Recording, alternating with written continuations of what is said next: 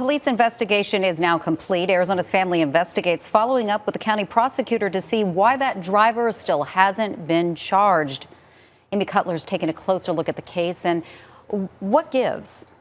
Yeah, the county attorney says bottom line, these cases just take time. She is urging the community to have patience. While Goodyear police submitted their findings to them months ago, they wanted more information and sent it back. The county attorney tells us that work is now complete and they are reviewing the case. All of this leaves those injured and the families of those killed watching and waiting. It's just a slow process. Step by step, day by day, it's how Clay Wells is trying to move forward after that horrific bike crash back in February. My focus is really, Amy, is just trying to get as back to normal as possible. Take me back to the day that it happened. What do you remember about the crash? Fortunately, nothing.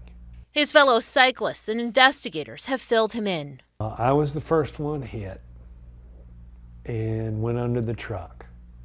And the truck actually ran over the left side of my body. Clay was one of 20 cyclists that Saturday morning, all part of the West Valley Cycle Group. They were on the Cotton Lane Bridge south of MC 85 in Goodyear, considered the safest stretch of their route, when a pickup truck hit them from behind.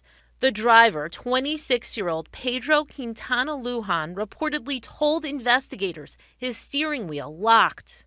That's a new one to me in 33 years of doing accidents, of a steering wheel actually locking to one side and pulling a car that way. David Wells, no relation to Clay, spent decades in law enforcement, the majority of it investigating crashes. You've seen a case take 5 months before charges are filed. That doesn't seem like too long a time frame. Something like this, I would say no. As the county attorney's office reviews the case, Quintana Lujan remains a free man.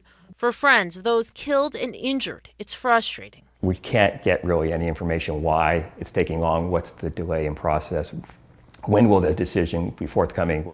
David Herzog started West Valley Cycle 21 years ago.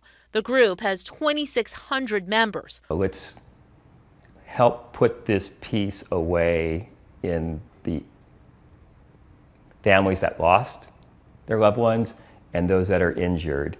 Is it frustrating? Yes.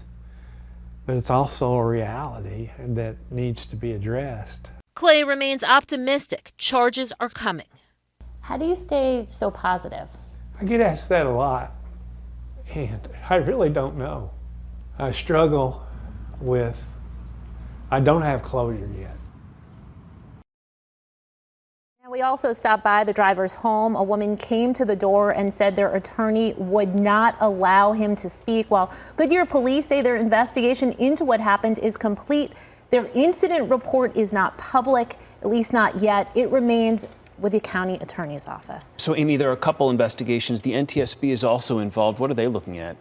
Well, what I learned from that expert is that it's not uncommon for them to look at crashes, especially of this magnitude and size.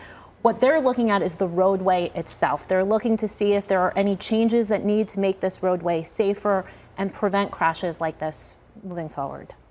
And did a lot of damage, and those families, of course, still hoping for answers. Thank you for staying on top of it, Amy.